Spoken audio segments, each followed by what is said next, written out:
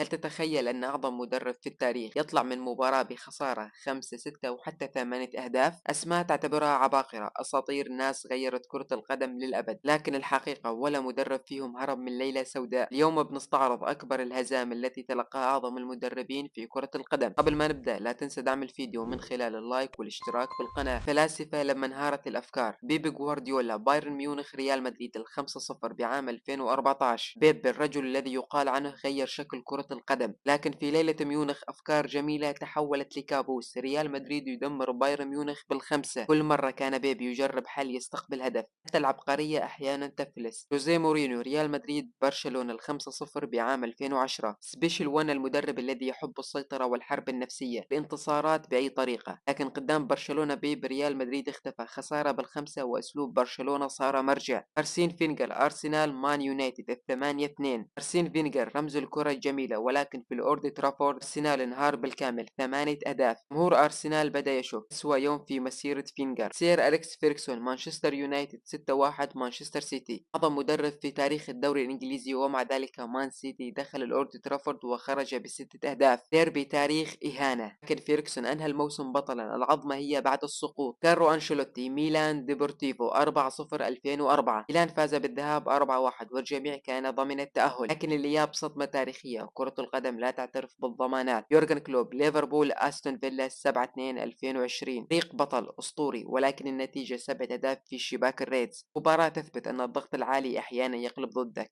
زين الدين زيدان، ريال مدريد، برشلونة، 3-0 بعام 2017. أول كلاسيكو كبير لزيدان، الخسارة كانت واضحة وقاسية. سيميوني، أتلتيكو مدريد، بايرن ميونخ، الخمسة صفر بعام 2016. دفاع حديدي، بايرن يكسره بالكامل. لويس إنريكي، برشلونة، باريس سان جيرمان، ال4-0 بعام 2017. واحدة من أسوأ ليالي برشلونة قبل الريمونتادا الشهيرة. بوتشينو، 7-2 بايرن ميونخ، توتنهام. إلسا، ليدز، مانشستر يونايتد، 6-0. رودي غارسيا، 7-1 روما، بايرن ميونخ. كيكي 60، 8-2 برشلونة، بايرن ميونخ. كل اسم شفناه اليوم مدرب عظيم، لكن واحد عنده بطولات وإنجازات وتأثير، لكن الهزيمة جزء من رحلتهم. أقصى هزيمة تعرض لها فريقك المفضل؟ شاركنا رأيك في التعليقات. لو عجبك الفيديو لا تنسى اللايك والاشتراك في القناة.